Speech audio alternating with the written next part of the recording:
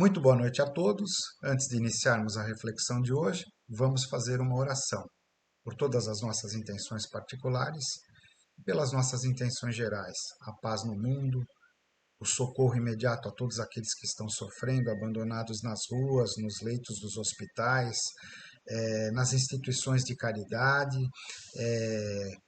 e o que é pior, muitas vezes abandonados dentro de suas próprias residências pela falta de consideração, pelo pouco caso, pela indiferença dos seus próprios familiares. Por todas essas intenções, vamos orar através da mesma prece que o Cristo nos ensinou. Pai nosso, que estais nos céus, santificado seja o vosso nome. Venha a nós o vosso reino e seja feita a vossa vontade, assim na terra como no céu. O pão nosso de cada dia nos dai hoje. Perdoai-nos as nossas dívidas, assim como nós perdoamos aos nossos devedores.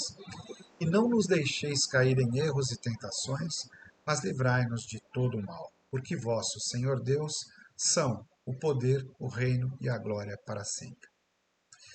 O texto que nós vamos refletir hoje, que serve de inspiração para a nossa palestra, é no Convívio do Cristo, a lição número 175, do livro Palavras de Vida Eterna, de autoria de Emmanuel, na psicografia de Francisco Cândido Xavier. O texto é inspirado no Evangelho de São João, capítulo 14, versículo 15, quando Cristo diz a seus discípulos: Se me amais, guardarei os meus mandamentos. Vamos ao texto. Sem dúvida que são várias as atitudes pelas quais denotamos a nossa posição diante do Cristo. Ser-nos-á sempre fácil admitir-lhe a grandeza e tributar-lhe honrarias, estudar as lições e transmitir-lhe os ensinos, apaixonar-nos por seu apostolado e exaltar-lhe a personalidade nos valores artísticos, aceitar-lhe as revelações e defendê-lo com veemência, receber-lhe as concessões e entoar-lhe louvores, identificar-lhe o poder e respeitar-lhe a influência, reconhecer-lhe a bondade e formar no culto a ele entre os melhores adoradores, perceber-lhe a tolerância e abusar-lhe do próprio nome. Tudo isso realmente ser-nos-á possível sem o menor constrangimento, no campo das manifestações exteriores. Entretanto, para usufruir a intimidade de Jesus e senti-lo no coração, é imprescindível amá-lo, compartilhando-lhe a obra e a vida.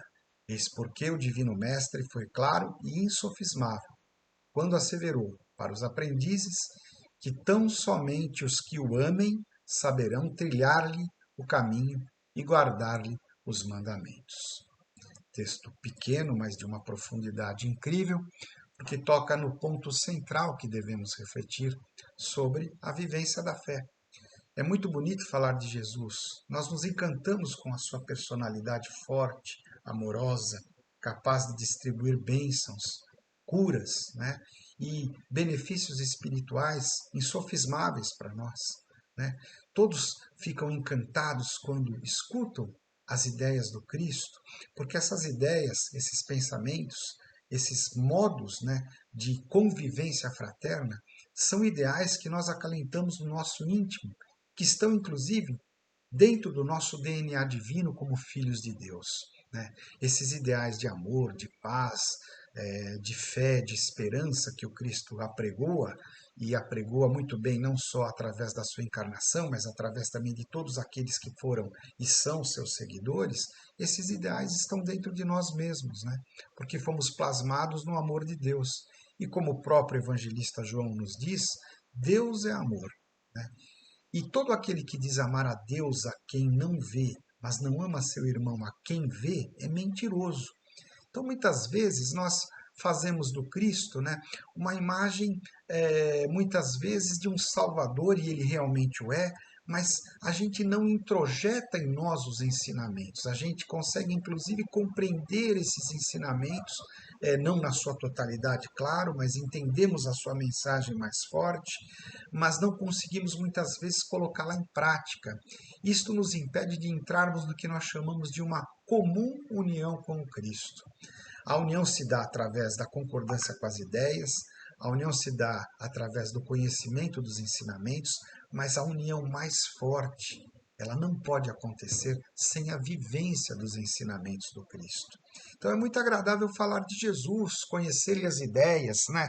Trabalharmos com firmeza para que esses conhecimentos não fiquem apenas no campo teórico, é uma imposição real que nós precisamos enfrentar. Ela é real porque a cada dia que passa não adianta mais a gente se iludir, né, com a questão de que basta refletir sobre as ideias do Cristo. A reflexão é importante ao primeiro passo, mas é preciso que haja vivência desses ensinamentos. E essa vivência não é algo fácil, porque essa vivência inclui uma reforma íntima muito bem feita dentro de nós. Uma reforma íntima que consiga extirpar do nosso ser todas as nossas imperfeições. E isto não é obra para apenas uma encarnação. É uma obra muito difícil de ser concretizada e é obra para diversas encarnações. Por isso que Jesus nos diz: quem não renascer não verá o reino dos céus. A reencarnação, nesse sentido, é uma bênção, que são as reencarnações são oportunidades que Deus nos concede de testemunharmos, vivenciarmos, aprendermos, introjetarmos e colocarmos no nosso ser a vivência plena dos mandamentos, né, de Deus, que foram consubstanciados num único mandamento deixado por Jesus. Ama teu próximo como a ti mesmo e a Deus sobre todas as coisas, né? Isso é muito importante. O amor ao próximo, como eu já falei, ele também vai se aprofundar na manifestação do amor a Deus, porque não podemos amar a Deus a quem não vemos, né? E amarmos ao nosso próximo, né? Sem amarmos ao nosso próximo como a nós mesmos. Então, muitas vezes perguntamos-nos, né? Mas como eu posso demonstrar o meu amor a Deus? Através do amor aos irmãos, porque Deus está presente na figura de cada um dos nossos irmãos. Então, amá-lo, né? Amar a Deus, significa observar os seus mandamentos, praticar os seus mandamentos. Moisés estatuiu nas tábuas da lei 10 mandamentos que nós conhecemos muito bem, né? Mas Jesus, através de um único mandamento, amor a Deus acima de todas as coisas e ao próximo, como sendo o resumo de todos os outros mandamentos. Porque quem ama não mata, quem ama não rouba, quem ama honra pai e mãe, quem ama não levanta falso testemunho, quem ama não adultera. O amor resume todos os princípios que nós precisamos observar para nos aproximarmos de Deus, para fazermos a nossa reforma íntima e para vivermos em comum união com Cristo, que é o nosso governador espiritual do planeta Terra. E a personalidade de Cristo nos dá, através de tudo aquilo que ela nos ensina, um dado real para a gente refletir. A personalidade do Cristo, ela exemplifica os ensinamentos que ela quer nos passar. E esse Cristo, mais do que nunca, ele apela para a nossa sã razão, a razão saudável que nós temos, no entendimento dos seus mandamentos, na reflexão sobre eles, mas principalmente na praxis desses mandamentos. E é isso que nós precisamos praticar no nosso cotidiano para termos aquilo que nós chamamos de paz, né? De paz, a paz interior que nos conduz a Deus. Essa paz que é tão procurada no mundo de hoje e tão pouco encontrada. E esse Jesus apela à nossa sã razão exatamente para que nós façamos uma reflexão do que estamos vivendo no dia de hoje, né? Jesus fala como quem tem autoridade e no Sermão do Monte ele nos deixa resumidas todas as mensagens mais importantes da sua vida. E Eurípides Barçanufo, né, através dos seus diversos escritos e da sua reflexão, nos deixa uma herança preciosa, preciosíssima, quando ele diz que se todas as escrituras sagradas tivessem se perdido, né, tivessem sido destruídas pela humanidade e tivesse ficado apenas o texto do Sermão do Monte, que está registrado nos capítulos 5, 6 e 7 do Evangelho de Mateus, nós teríamos aí toda uma síntese, da doutrina do Cristo. E nada dessa doutrina teria se perdido, porque este Sermão do Monte é um sermão que resume as bem-aventuranças, né? As felicidades profundas dos seres que estão associados a Jesus, que são especialmente todos aqueles que mais sofrem, toda a humanidade, mas especialmente aqueles que mais sofrem, porque sentem na transitoriedade do nosso mundo, né, tudo aquilo que pode afastar o homem do seu caminho de luz. Nós estamos aqui de passagem, né? A nossa encarnação nesse mundo é uma encarnação passageira. O tempo que vamos passar no plano espiritual é um tempo muito maior do que aquele que vamos passar encarnados aqui na Terra. E é isso que Jesus veio nos lembrar, para que não dessemos valor às coisas superficiais. Claro, todas as coisas têm os seus valores, né? O corpo físico, a matéria necessária, a, a manutenção desse corpo físico, os alimentos, a nossa residência, o nosso conforto, o nosso lar, tudo isso é importante. Mas isso tudo não é mais importante do que a vida no mundo espiritual. E como aqui é uma passagem, é uma escola de aprendizagem que tem curta duração, podemos dizer assim, nós temos que aproveitar ao máximo para que com as atitudes do nosso hoje plantemos um amanhã espiritual melhor. Isso sim que precisa ser feito. E para isso precisamos identificar qual é o grande mandamento que Jesus nos deixa. O maior mandamento, que resume a todos os outros mandamentos, como já falamos, é o mandamento do amor. Porque, repetindo, o amor resume toda a lei. A lei do amor, ela sintetiza todas as leis, porque Deus é amor. E nós somos filhos de Deus, portanto, somos filhos do amor, e não podemos agir contra o nosso próprio DNA divino. O nosso DNA divino, ele está calcado no amor. Quando tomamos atitudes contrárias ao amor, nós prejudicamos a nossa saúde física, mental e espiritual. As doenças que chegam até o nosso corpo físico são, na realidade, doenças que têm a sua origem nos desajustes espirituais que nós temos, nos prejuízos que nós causamos, muitas vezes por ignorância ou por tendências ruins que nós carregamos, né? Prejudicando a nós mesmos. Esses pensamentos, essas vibrações negativas que nós muitas vezes temos, essa falta de ânimo de viver, essa falta de coragem de viver, de enfrentarmos de frente os nossos problemas, nos acarretam grandes problemas, grandes traumas que vão prejudicando a nossa saúde e nos afastando de Deus. Então, como mantermos, né, a nossa saúde espiritual, estarmos em plena sintonia com o Cristo, não apenas refletindo nos seus mandamentos. É muito importante a reflexão, mas ela não para aí, não pode parar aí. Ela tem que ter sempre uma conotação prática. É isso que eu quero dizer. O que é essa conotação prática? Não se pode apenas falar de Jesus. Não se pode apenas refletir sobre os seus ensinamentos. A gente não pode parar aí. A gente precisa ir para a ação, porque o aprendizado do Cristo, ele é um aprendizado eminentemente prático. E São Tiago, né, um dos principais apóstolos de Jesus, ele nos diz com muita clareza na sua carta que a fé sem obras é morta em si mesma. Ou seja, é muito bonito falarmos de Jesus, é apaixonante estudarmos Jesus, a sua personalidade maravilhosa, a sua personalidade, vamos dizer assim, fantástica, a sua personalidade amorosa, canta, seduz.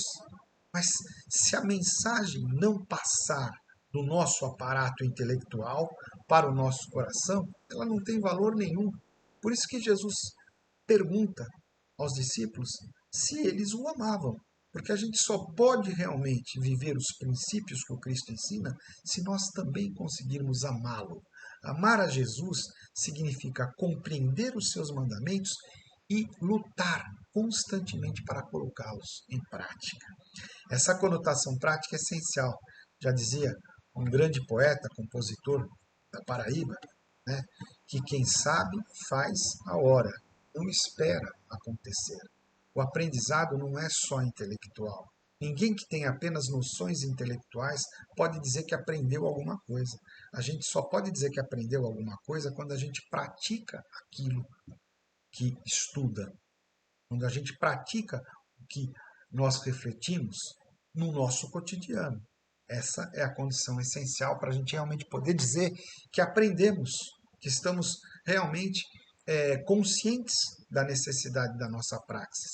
Porque, né, não é só de palavras que a gente consegue sobreviver, palavras humanas, mas a gente sobrevive da palavra de Deus. Deus nos lembra muito bem, através de Jesus, que não só de pão vive o homem, mas de toda palavra que procede da boca de Deus. Mas essa palavra que procede da boca de Deus tem que encontrar no nosso coração o aspecto prático, a vivência. Senão, ela se torna uma palavra morta, porque fica apenas no nível do discurso. Né? A palavra, ela tem muita força, ela modifica, ela conscientiza, ela nos abre horizontes. A palavra é essencial, né? O verbo, tanto é que na execução do seu prólogo do Evangelho de São João, ele nos diz que no princípio era o verbo estava com Deus e tudo foi feito por meio dele e nada foi feito sem ele. E o verbo se fez carne e se materializou e habitou entre nós. Versículo 14, capítulo 1 de João. E o verbo se fez carne e habitou entre nós. Isso é uma maravilha, porque a palavra de Deus perfeita, justa, perfeita, o soberano arquiteto de todo o universo, com a sua palavra justa e perfeita, essa palavra se fez carne. Jesus encarnou, habitou entre nós, deu-nos um exemplo prático, mesmo usando uma vestimenta carnal, de que é possível respeitar a todos os mandamentos da lei de Deus se tivermos firmeza para isso. Isso é muito importante. A firmeza, né, é necessária. E como a gente adquire firmeza? Através do estudo, da reflexão, mas através das tentativas sinceras, que nós vamos fazendo no nosso dia a dia de testemunharmos o Cristo. Tentativas sinceras, todas as tentativas que a gente coloca o coração. Eu amo Jesus e quero que esse Jesus saia daqui e passe para cá. Que ele habite no meu coração. Que a mente seja apenas o estágio de transição e de aceitação da palavra de Deus. Mas que ela faça morada aqui. Porque essa palavra de Deus se fez carne e habitou entre nós. E ela exige uma posição nossa. Vamos conseguir viver todos os princípios do Cristo numa única encarnação? Claro que não, claro que não. Por isso que nos são concedidas inúmeras encarnações. Aliás, não há limite, né, para o número de encarnações que a gente terá para que aprendamos a lei do amor. Chico Xavier, com muita propriedade, nas suas célebres preleções à sombra de frondoso abacateiro na nossa querida Uberaba, falava com muita propriedade que nós viemos a este mundo para aprendermos a amar. E a ele retornaremos quantas vezes forem necessárias até que tenhamos aprendido. E aí está uma grande verdade. Né? Seguir a Jesus é amá-lo. Porque quando nós amamos verdadeiramente alguém, nós respeitamos esse alguém. Nós ouvimos esse alguém. Nós fazemos de tudo para nos comportarmos bem diante desse alguém. E para modificarmos as nossas atitudes negativas que podem afastar esse alguém de nós. Então, hoje, uma reflexão que se impõe para nós muito séria. Estamos atraindo Jesus ou estamos repelindo Jesus de nossas vidas?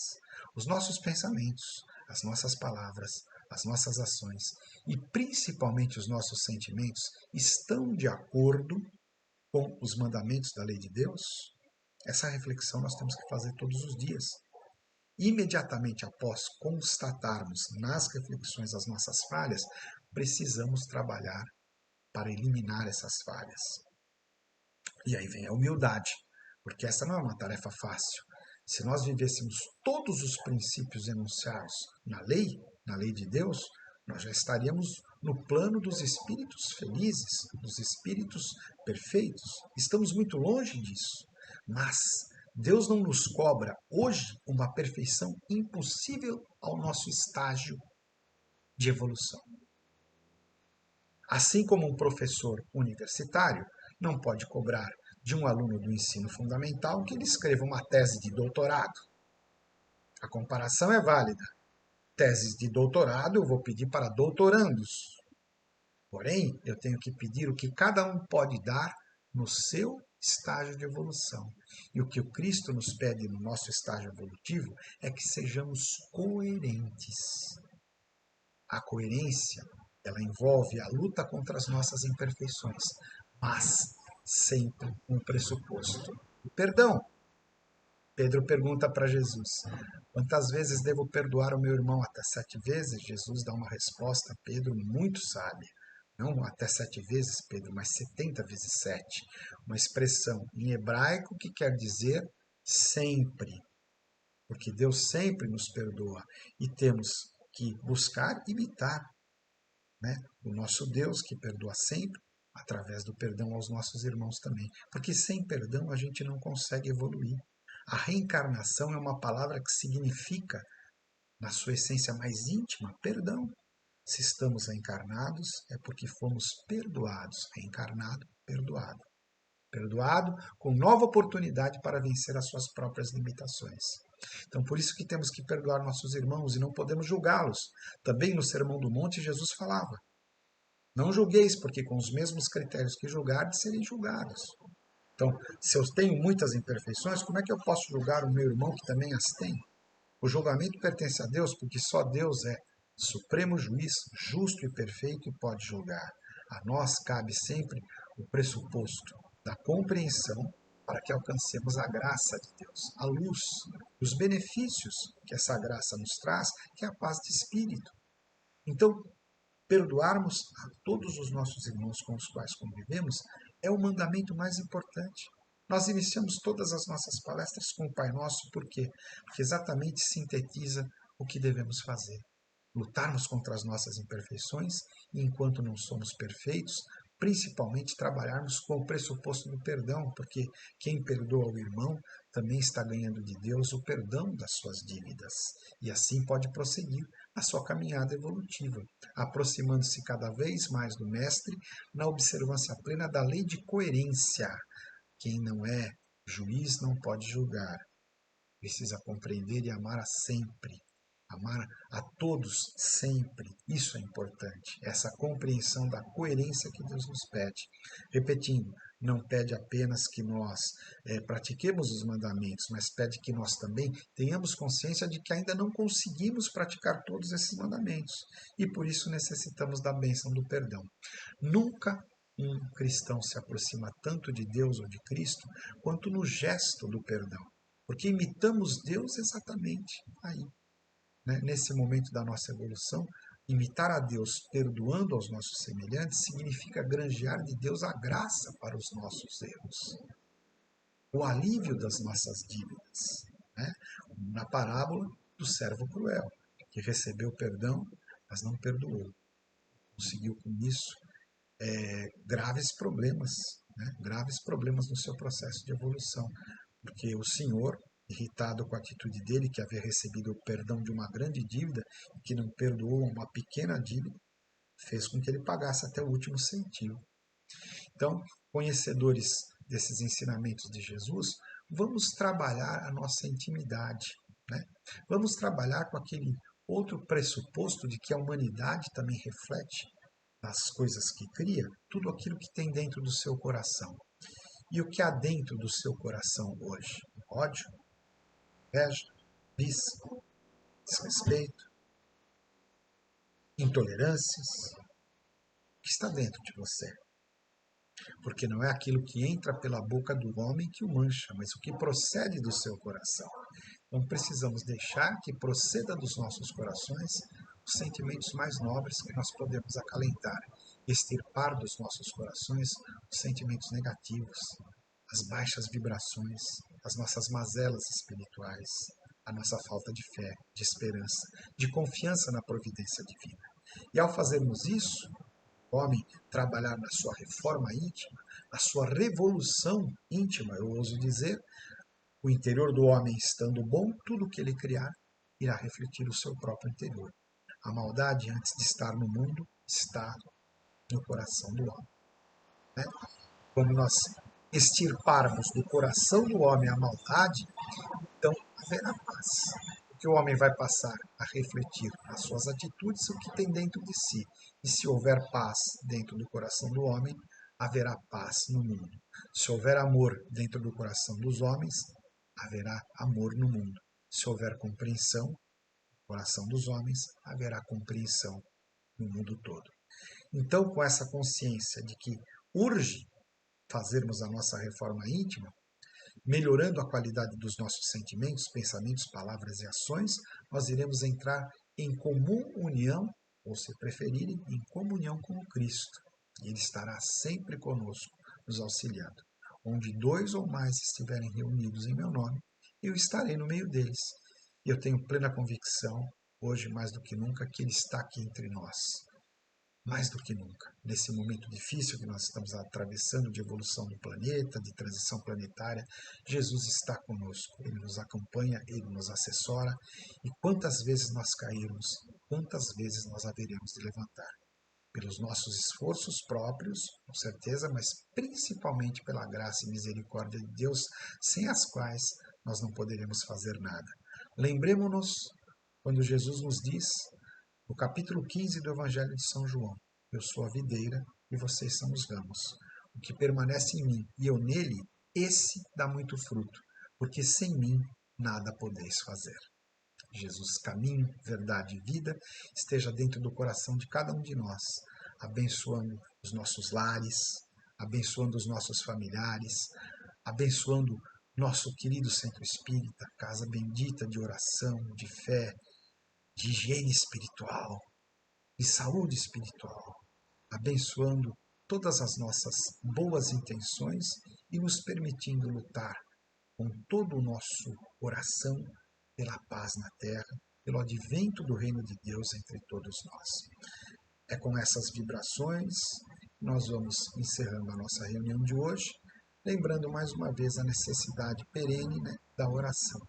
Precisamos realmente estar em oração, porque somente a oração nos coloca em sintonia fina com o Cristo. E ao entrarmos em sintonia fina com o Cristo, aprendemos a amá-lo, a respeitá-lo, observando seus mandamentos, dentro das nossas capacidades e estágios de evolução que estamos trilhando, caminhando sempre para a perfeição, porque Jesus também nos lembra: sede perfeitos como o vosso Pai Celeste é perfeito. E essa perfeição reside, né, nesse momento, na luta constante, incansável, pelo estabelecimento da paz em nossos corações, do amor em nossos corações e, consequentemente, a paz em toda a Terra, em todo o nosso planeta. Que nosso Senhor Jesus Cristo e seus discípulos de luz estejam sempre conosco, estejam junto de nós, nos facilitando essas reflexões e principalmente nos fortalecendo para a vivência prática dos seus ensinamentos. E mais uma vez, para encerrar, vamos encerrar agora com muita fé, né? Com muita convicção, com muito amor no coração, mais uma vez orando da mesma forma como Cristo nos ensinou, saboreando cada palavra, acalentando no coração cada palavra desta oração universal que o Mestre nos deixou. Pai nosso que estais nos céus, santificado seja o vosso nome. Venha a nós o vosso reino e seja feita a vossa vontade, assim na terra como no céu. O pão nosso de cada dia nos dai hoje. Perdoai-nos as nossas dívidas, assim como nós perdoamos aos nossos devedores. E não nos deixeis cair em erros e tentações, mas livrai-nos de todo o mal. Que assim seja, graças a Deus, graças a Jesus. Uma excelente noite a todos.